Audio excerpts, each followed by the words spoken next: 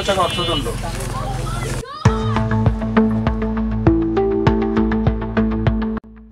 তেল বিক্রিতে অনিয়ম করায় পীরগাছায় ব্যবসায়ীকে জরিমানা করেছেন ভ্রাম্যমাণ আদালত।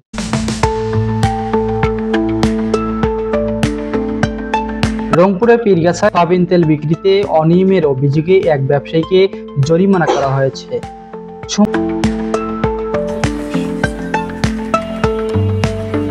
সোমবার 9 ডিসেম্বর সন্ধ্যায় পীরগাছা বাজারে ভ্রাম্যমাণ আদালতের অভিযানে পীরগাছা বাজারের ব্যবসায়ী মোহাম্মদ আব্দুল মান্নানকে 50,000 টাকা অর্থদণ্ড করা হয়।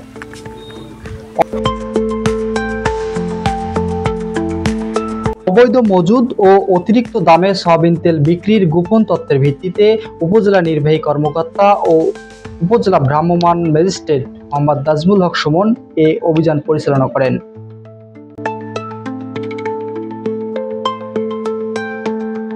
এ বিষয়ে নির্বাহী ম্যাজিস্ট্রেট মোহাম্মদ নাজমুল হক সুমন বলেন, কিছু অসাধু পাইকারি ব্যবসায়ী সয়াবিন তেল পাইকারিতে বিক্রি না করে খুচরা দরে তা বিক্রি করছে, যার প্রভাব বাজারে পড়ছে।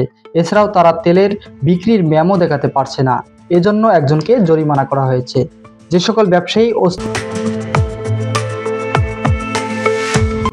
পরিস্থিতিতে জিনিসপত্রের দাম বৃদ্ধি করে বাজারে কৃত্রিম সংকট সৃষ্টি করে, তাদের বিরুদ্ধে অভিযান অব্যাহত থাকবে বলে জানান তিনি। এ ধরনের অভিযানে খুশি সাধারণ জনগণ। ক্ষুদ্র ব্যবসায়ীরা বলেন, এ ধরনের বড় মজুতদারের কারণে বাজারে পণ্যের দাম বৃদ্ধি পায়। Desk news.